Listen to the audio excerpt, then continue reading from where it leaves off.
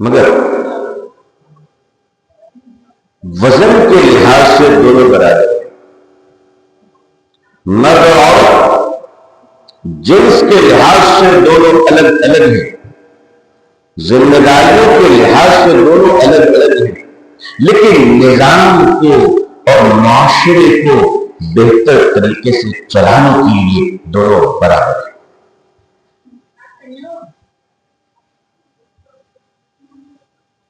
دنیا میں خرافات پیدا کر دی گئی، یا تو ایک طرف اتنے خشک ہو گئے کہ عورتوں کو انسان ہی نہیں سمجھا، اور دوسری طرف اتنے آرا ہو گئے کہ ان کو برہنہ کر کر سمندر کے کنارے بٹا. قربان جائیے حضرت محمد رسول اللہ صلی اللہ علیہ وسلم کی ذات مقدس میں کہ جن کی شریعت میں، آپ کی ذات میں، آپ کی سنت میں، آپ کی زندگیوں میں اس دنیا میں عورت اور مرد کو بحیثیت انسان تسلیم کیا. وہ حقوق مرد کے ہیں، وہ حقوق عورت کے ہیں. جو عزت ایک مرد کی ہے وہی عزت عورت کی ہے. بعض لوگ کہتے ہیں عورتیں کمزور ہوتی ہیں، کمزور تو مرد بھی ہوتے ہیں. کیا مردوں کی کمزوریاں نہیں؟ آپ لوگوں نے کیا جنگل کے شیر بھی صاحبہ کا روپ بھی دیکھا؟ کمزور سبھی ہیں، مضبوط سبھی ہیں، لیکن معاشرے کی بنیاد مردوں پہ نہیں، عظیم ماؤں کی گود پہ. جس معاشرے میں مائیں عظیم نہیں ہوتی اس معاشرے کا مرد بڑا ہو کر بھی عظیم نہیں ہوا کرتا. ماؤں کے دو، ماں کی دو اولاد کو عظیم بنایا کرتی ہے. کارخانہ زن آلود ہو اور ہم چاہتے کہ بننے والی چیزیں بہت بہتر ہو. انبیاء علیہ السلام میں جانتا ہوں کہ عورتوں کو نبوت نہیں، لیکن اس کو یاد رکھیے گا کہ اس نبی کو بھی ماں ملی ہے جس کو باپ نہیں ملا. عورتیں نبی تو نہیں ہے مگر اپنے دور سے پرورش کر کر انہوں نے نبی کو تیار کر دیا. انبیاء کی تربیت ہوتی ہے. تو مائیں جب تک عظیم نہیں ہوگی آپ معاشرے میں بڑے پیمانے پہ طاقتور، دانشور، عظیم اللہ والوں کی جماعتیں تیار کرنا یہ بہت مشکل ترین کام ہو جائے گا ہمارے آپ کے لیے. آپ مدرسوں میں، خانقاہوں میں جو لوگ تیار ہوتے ہیں وہ تو وہاں تک پہنچ جاتے ہیں الحمدللہ، لیکن ایسے لوگوں کی کل تعداد مدارس میں تربیت لینے والے، خانقاہوں میں تربیت لینے والے، یہ پوری امت مسلمہ کی کل تعداد کی 5 سے 6% اس سے زیادہ ہوگی. لیکن آپ ذرا غور فرمائیے کہ اگر 50% مردوں میں لوگ وہاں تک پہنچ رہے ہیں تو 6% کے بعد 94% اس امت کی بیٹیوں کے، اس امت کی بہنوں کے، اس امت کی ماں کی تربیت نہ ہونے کی وجہ سے آج معاشرہ تیزر ہو رہا ہے، بدنام ہو رہا ہے، آوارہ ہو رہا ہے، اور مجرموں کی ریلیاں نکل رہی ہے. لوگ طے نہیں کر پا رہے ہیں کہ ہمارے شعور، ہمارے شعور کی رہنمائی کہاں سے کی جائے. اس لیے کہ شعور ماں کی گود سے پختہ کیا جاتا ہے. آواز وہاں کو نہیں جا رہی ہوگی؟ اصل مخاطبی محروم نہیں.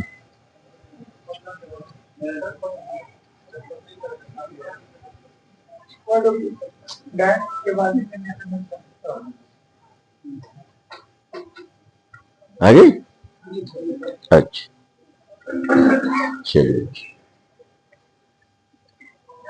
ماں کی ممتا دو اور گھر کی عورتوں کے درمیان جن بچوں کی پرورش اور تربیت ہوتی ہے وہ بچے قائد بنتے ہیں. ہم اپنے اکادمی کے نام سنتے ہیں.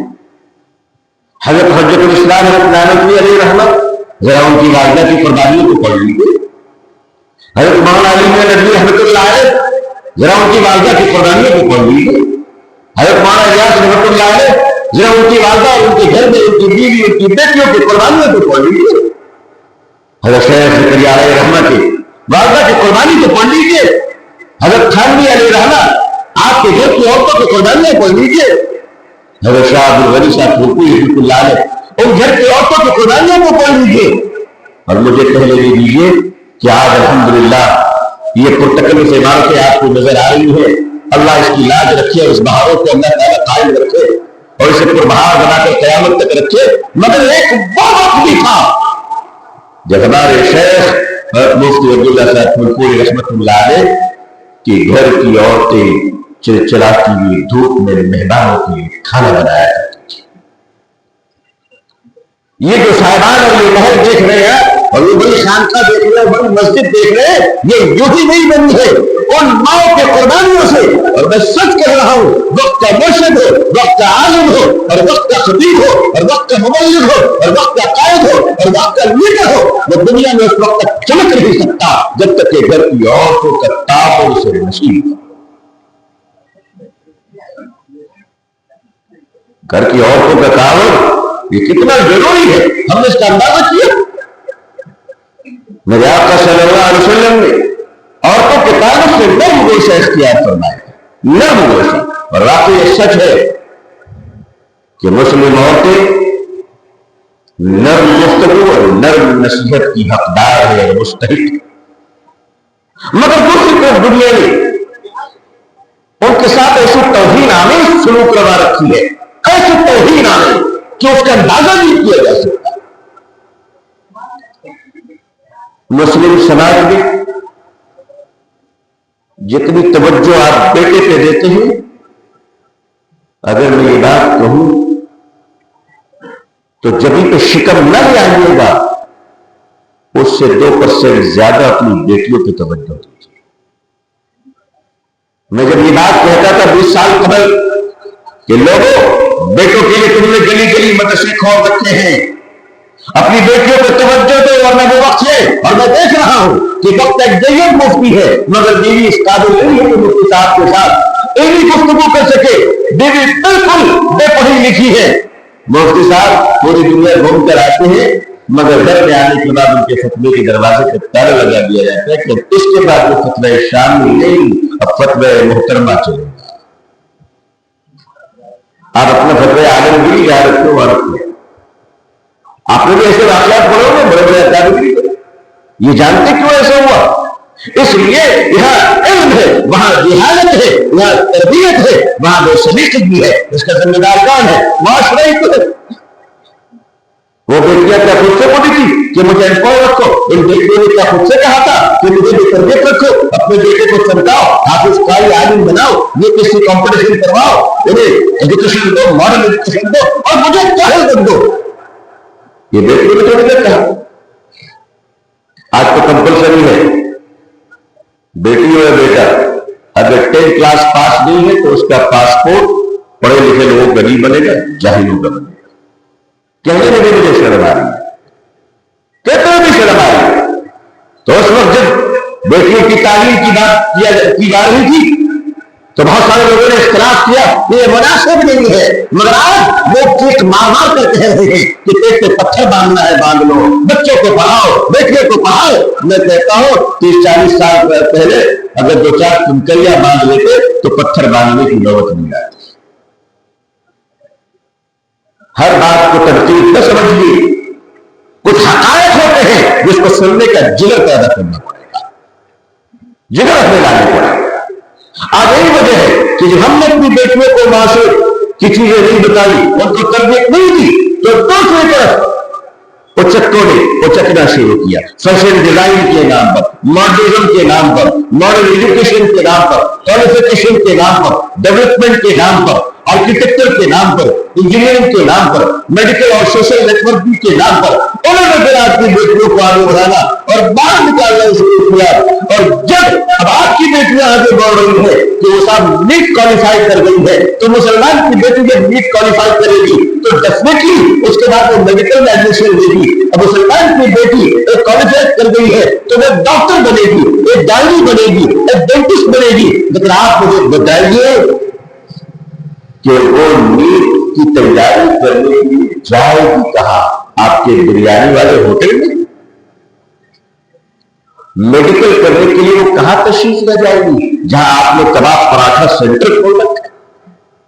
وہاں جائے گی؟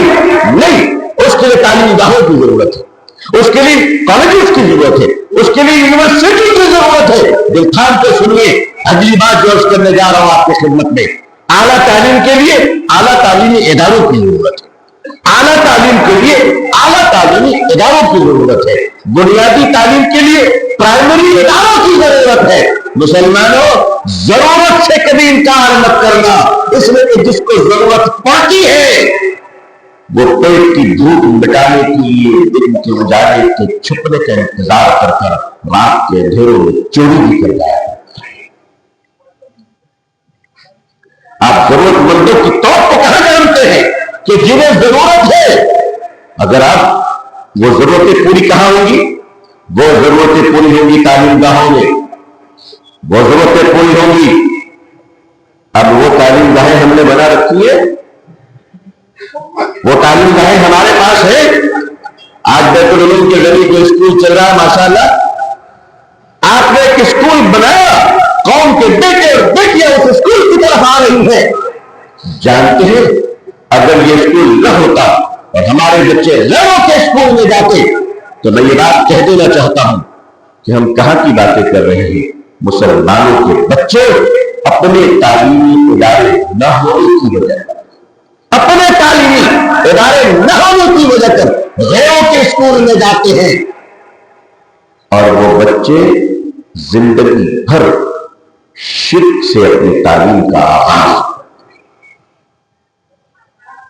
وہی بیٹیاں بھی کر رہی ہیں، برقع پہن کر تو ہم نے بیٹیوں کو بھیجا ہے، لیکن وہاں شرک مشرکانہ کلمات کہے جا رہے ہیں، وہاں مشرکانہ نظم پڑھے جا رہے ہیں، آپ روک نہیں سکتے۔ 11 کے بچے ہزاروں نہیں لاکھوں مسلمانوں کے ایسے ہیں جو تعلیم گاہوں میں جانے کی وجہ کر اور دوسروں کے اختیار میں ہونے کی وجہ کر سال سال گزر گئے ہیں، وہ جمعہ کی نماز جماعت سے پڑھنے سے محروم۔ کبھی یہ درد ہوا ہے، کبھی یہ توب ہوئی ہے؟ ہم سمجھتے برقع پہنا دینا یہ کافی ہے؟ معاف کیجیے گا، اب تو برقعے کو بھی ایک برقعے کی ضرورت ہے۔ آپ نے جو برقع پہنایا، ہم نے کہا ہماری بیٹیاں بڑی حجاب میں ہیں، اللہ مبارک فرمائے، حجاب میں رہنا ہی چاہیے، مگر گھروں کی تربیت سے، تعلیم گاہوں کی تربیت سے جب تک اندر کا حجاب نہیں آئے گا، جوانی کے دنوں میں دبئی کے برقعے سے باحیا تو نہیں بنا۔ سعودی اور کویت کے برقعوں سے فیشن تو آ سکتی ہے، خوبصورتی تو آ سکتی ہے، لیکن اس روحانی حیا کو کہاں سے لاؤ گے جو تربیت اور تعلیم گاہوں سے آیا کرتی ہے؟ جب ہمارے پاس تعلیم گاہیں نہیں ہوتی ہیں تو بیٹیاں دوسروں کے کالج میں جاتی ہیں، جب ہمارے پاس یونیورسٹی نہیں ہوتی ہے تو بیٹیاں دوسروں کی یونیورسٹیوں میں جاتی ہیں، اور جب باہر جاتی ہیں تو پھر ہم جیسے لوگ اسٹیج پر بیٹھ کر کہتے ہیں اللہ الہاد کا طوفان آ گیا ہے۔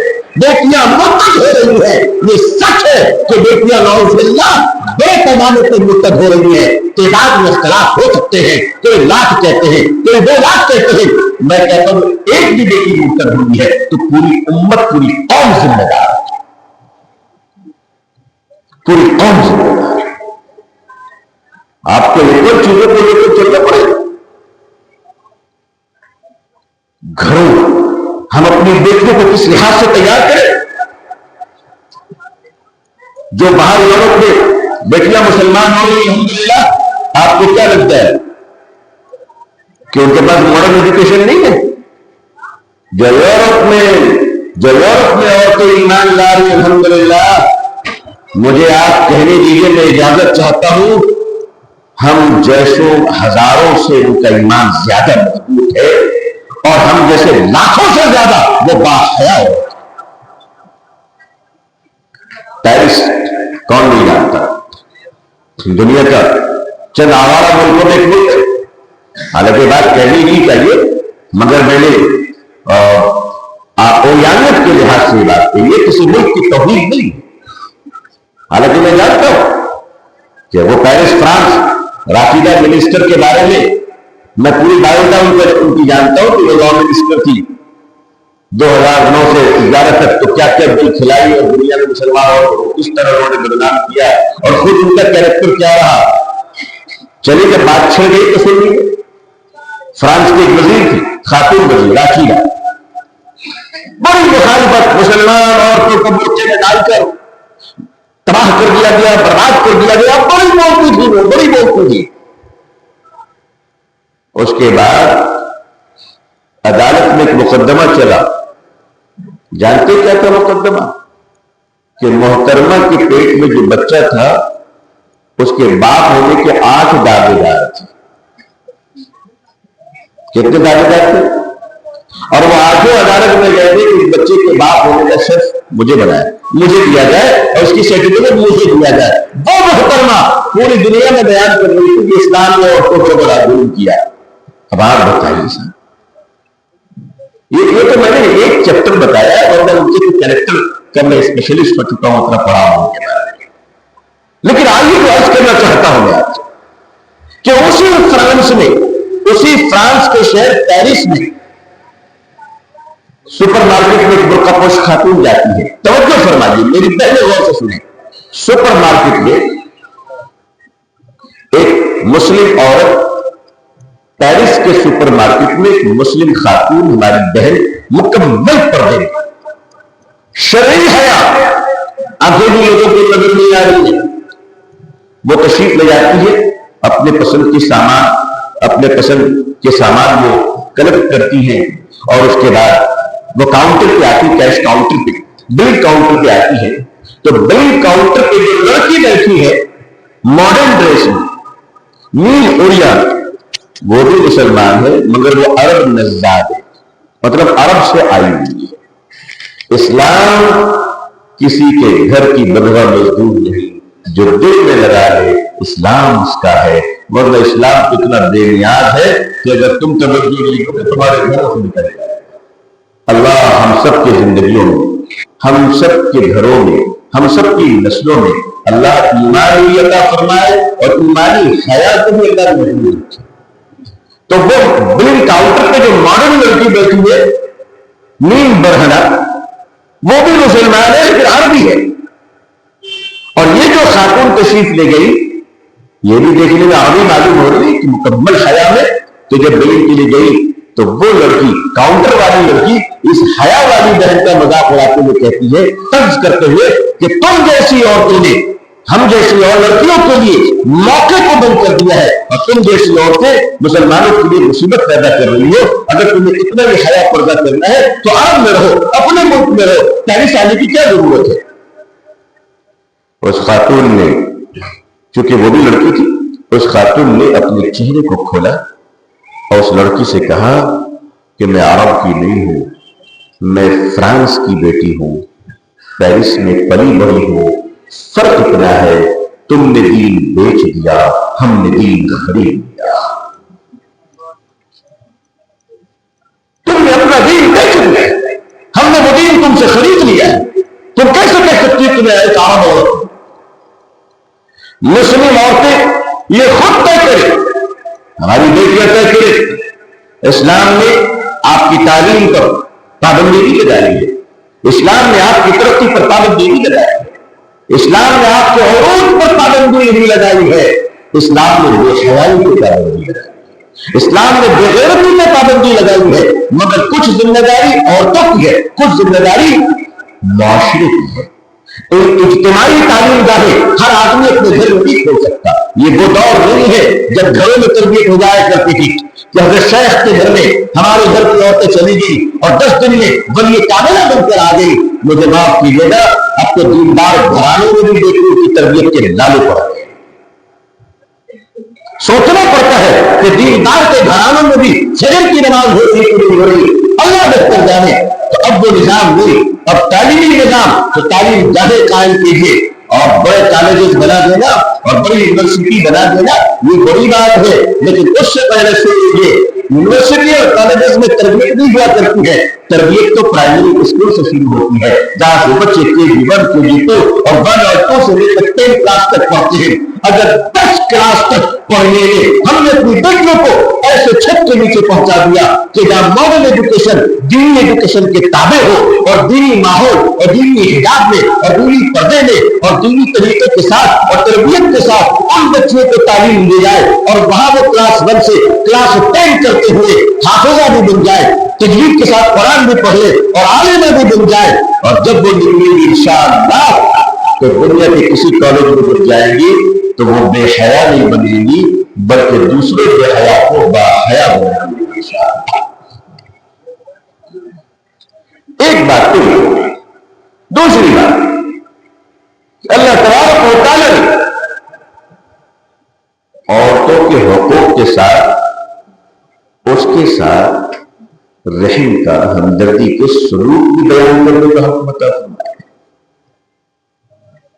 ہماری بہنیں کیسے انقلاب لا سکتی گھروں؟ میں آپ کے ساتھ کہتا ہوں، اگر گھر کی عورتیں آج طے کر لیں انشاءاللہ آج کہ ہمارے گھر میں جو فجر کی نماز نہیں پڑھے گا اس کو چائے نہیں ملے گی، میں آپ سے سچ کہتا ہوں گھر کے سارے مرد تہجد گزار ہو جائیں گے انشاءاللہ۔ ہاں، وہ خانقاہوں میں جتنی پابندی سے اٹھتے اس سے زیادہ پابندی میں اٹھیں گے، اس لیے کہ خانقاہ میں تو شیخ کچھ ڈسکاؤنٹ بھی دے دیں گے لیکن وہاں تو محترمہ کوئی ڈسکاؤنٹ اگر وہ ٹھان لے کہ ہمارے گھر میں فجر کی نماز اور تلاوت کے بغیر چولہا جلے گا نہیں، کتنے دن آڈر میں کھائیے گا؟ ارے یہ سرائے ہے، ملیشیا تھوڑی ہے۔ کتنے ہماری بہنیں اگر چاہے تو گھروں کو جنت بنا سکتی ہے انشاءاللہ، اور چاہے تو گھر کو تھیٹر بنا لے۔ اب آئیے یہاں پر غور فرمائیے، ہم بڑے خوش ہوتے ہیں دنیا میں لوگ مسلمان ہو جائے، ہم اپنے گھر کو مسلمان بنا لیں، یہ ذمہ داری بہنوں کی ہے۔ اگر گھر کی عورتیں اللہ والی ہو جائے تو حرام کمانے والا شوہر کو بھی اللہ توبہ کی توفیق دے گا اور وہ حلال کمائی کما کر آئے گا۔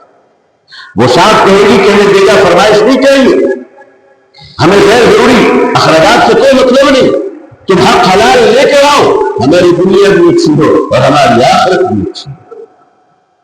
اپنی بیٹیوں کو عظیم بنائیے، جب مائیں عظیم ہوں گی تو ملت کا ہر فرد عظیم ہوگا انشاءاللہ۔ گھر والوں پہ رحم کریں، میں اپنی بہنوں سے کہنا چاہوں گا کہ وہ معاشرے پہ رحم کرے۔ ہم لوگ چاہتے ہیں کہ آج ہمیں صلاح الدین ایوبی مل جائے، ہم لوگ چاہتے ہیں کہ آج ہمیں محمد بن قاسم مل جائے، بالکل مل سکتے ہیں اگر امت کی بیٹیاں اس کے لیے تیار ہو جائے، امت کی مائیں اس کے لیے تیار ہو جائے۔ آج کوالٹی گھٹتی ہو رہی ہے، اچھے لوگوں کی پیداوار کم کیوں ہو رہی ہے؟ اس لیے کہ گھر کی تربیت بند ہو چکی ہے، گھر کا معاشرہ ہمارا بے دین بنتا چلا جا رہا ہے۔ میں اپنے گھر کی بہنوں سے کہنا چاہوں گا کہ آپ اپنے گھر کو مسجد بنائیے، تھیٹر مت بنائیے، گھر کی در و دیوار دعائیں دیا کرتی ہیں۔ جب آدمی نیکی کرتا ہے تو دیواریں دعائیں دیتی ہیں کہ اللہ کتنے پیارے گھر میں ہم ہیں، لیکن جب اسی گھر میں 4 بہنیں، 4 بیٹیاں، 4 عورتیں ایک ایک کونے میں ایک موبائل لے کر بیٹھی ہو، خدا جانے میں کیا دیکھ رہی ہو، تو پھر وہی گھر بددعائیں دیتی ہے، وہی دیواریں بددعائیں دیتی ہے کہ اللہ ہم تم کے تصرف میں ہیں اور ہم تم کے تابع ہیں۔ آپ اپنے گھر میں خیر و برکت کے پودے تو آپ کے ہاتھ میں ہیں، آپ جس دن چاہے لگا دیں، بس اپنے گھر میں قانون بنا لیجیے کہ ہمارے گھر میں فجر کی نماز میں کوئی سو نہیں سکتا، مردوں کو باہر بھیجے مسجد کہ جائیے نماز پڑھ کر آئیے، انقلاب آ جائے گا انشاءاللہ۔ میں اپنی بہنوں سے عرض کرنا چاہوں گا کہ ہم لوگ اس ملک میں اپنے ایمان، جان، مال، عزت و آبرو کے تحفظ کی کوششیں کر رہے ہیں، اپنے حقوق کے تحفظ کی کوششیں کر رہے ہیں، ان کوششوں میں ہم میدان اور سمجھتے ہیں، لیکن آپ کی بھی ذمہ داری ہے، پہلی ذمہ داری تو یہ ہے کہ آپ گھر کو 100% مسلمان بنا لیں انشاءاللہ، اور دوسری ذمہ داری یہ ہے کہ امت کے خیر کے کاموں کے لیے اور امت کے مسائل کے حل کے لیے آپ نمازوں میں دعائیں شروع کریں، اللہ سے مانگیں، آپ کی آہ و بکا اللہ کے قبول ہو، آپ کے درجات بڑے ہیں، آپ اپنے گھر کو مسجد بنا لیں، آپ اپنے گھر کو خانقاہ بنا لے، اپنے گھر میں سچ کی تربیت دے۔ ایک ماں اپنے بچے کو اگر سچ کی تربیت دے دے تو میں آپ کو سچ کہتا ہوں کہ وہ مولوی نہ بنے، پیر نہ بنے، مگر موت تک سچا تو رہے گا، انسان سچا تو رہے گا۔ آج ویسٹرن ملکوں میں، یورپ ملکوں میں، جاپان جیسے ملکوں میں ہم کتنا برا کہتے ہیں کہ ان کے پاس دین نہیں ہے، مگر آپ یقین مان لیجیے کہ ان ملکوں میں لوگ حرام و حلال کی تمیز نہیں جانتے ہیں کیونکہ ان کے پاس دین نہیں ہے۔ مگر آپ کو جان کر اچھا لگے گا کہ ان ملکوں میں لوگ شراب خانوں میں بیٹھ کر بھی جھوٹ نہیں بولتے، وہاں کے بچے جھوٹ نہیں بولتے۔ کیوں؟ ان کی ماں نے انہیں بتایا ہے کہ ہمارے پاس جھوٹ کے لیے کوئی وجہ نہیں۔ اگر ہماری مائیں، ہماری بیٹیاں، ہماری بہنوں بھی تیار ہوتا ہے کہ ہم اپنے بیٹے کو سچ سکھائیں گے، تو شیخ عبد القادر جیلانی رحمۃ اللہ علیہ کو سچ کی تربیت کس نے دی تھی؟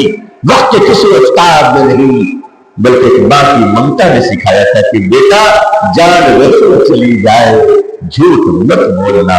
ماں کی ایک نصیحت نے ماں کی ایک نصیحت ڈاکوؤں کی ہدایت کا سبب بن گیا، ڈاکوؤں کی ہدایت کا سبب بن گیا۔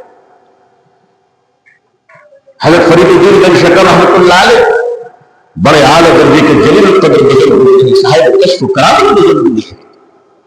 آپ کے وہ واقعات معروف ہے، مشہور ہے۔ گھر کی محلے کی عورتوں نے آپ کی والدہ کے پاس آ کر آپ کے بیٹے کی تعریف کی کہ بڑی بھی آپ کا بیٹا فرید الدین بڑا اللہ والا ہے، دعا کے تحت قبول ہوتی ہے، پانی میں دم کرتا ہے تو مریضی کو شفا ملتی ہے۔ لوگ پریشان ہیں تو وہاں جا کر دعا کرواتے ہیں تو پریشانیاں کافور ہو جاتی ہیں۔ ماں بوڑھی کی وجد میں آ گئی اور جھوم کر کہنے لگی اللہ تیرا شکر ہے تو نے میرے بیٹے کو اس لائق بنایا، اپنا محبوب بندہ بنایا۔ اور پھر کہنے لگی عورتوں سے ہاں ہاں میرا بیٹا فرید بڑا اللہ والا ہے، لیکن بڑی حاصل کو کوئی پوچھ لے کہ میں نے فرید کی کیسی پرورش کی تھی، پھر کہنے لگی اللہ جانتا ہے کہ بغیر وضو کے اگر کبھی فرید کو دودھ دے دیا۔ جو گھر کی مائیں جو وضو بنا کر بچوں کی پرورش کرتی ہے تو بیٹا خواجہ معین الدین بنتا ہے، جب مائیں دیندار ہوتی ہے تو بیٹا وقت نظام الدین بنتا ہے۔ بس آپ اللہ کے رسول صلی اللہ علیہ وسلم کی شریعت سے محبت کر لیجیے، آپ اللہ کے نبی صلی اللہ علیہ وسلم کے دین سے عشق کر لیجیے، اتنا آپ کر کے تو دیکھیے آپ کے گود کا ہر بچہ وقت کا بڑا اللہ والا ہو جائے گا۔ پھر گھروں سے انقلاب آئیں گے، پھر گھروں سے دین کے چراغ روشن ہوں گے۔ بڑی مبارکباد کے مستحق ہیں آپ کہ صبح 8 بجے سے لے کر آپ ابھی تک تشریف فرما ہے۔ اللہ تعالیٰ آپ کی قربانی کو، اس مجاہدے کو اور اس وقت کو لگانے کو اللہ قبول فرمائے۔ ہمارے اس عظیم ادارے کے بزرگ اور مشرق ہمارے شیخ حضرت مفتی احمد اللہ صاحب کو پوری دعوت برکات ہو، جو حقیقی جانشین ہے، چشم و چراغ ہے ہمارے مشرق مربی مولانا شاہ عبداللہ صاحب پھوپھوئی رحمۃ اللہ علیہ کہ وہ سلسلہ وہ روایت کہ بہنوں کے لیے ایک دینی مجلس قائم کی جائے، وہ روایت چلی آ رہی ہے، وہ سلسلہ چلا آ رہا ہے۔ اللہ تعالیٰ اس سلسلے میں برکت عطا فرمائے، اللہ تعالیٰ اس روایت کو قبول فرمائے اور اللہ تعالیٰ اس کے برکات ظاہر فرمائے اور اللہ اس کی فضائل قیامت تک آنے والی نسلوں میں منتقل فرمائے۔ آپ کی قربانیاں، آپ اس کے لیے مبارکباد کی مستحق ہیں۔ دعا کیجیے اللہ تعالیٰ سے، جہاں رہے وہاں سے دعا کیجیے کہ اللہ تعالیٰ ہم سب کو پوری دنیا میں اسلام کی اور مسلمانوں کی عزت دیکھنا نصیب فرمائے اور اللہ ہندوستان میں امن و خوشحالی عطا فرمائے۔ میں اپنے لیے بھی دعا کی درخواست کرتا ہوں۔ آخر دعوانا الحمدللہ۔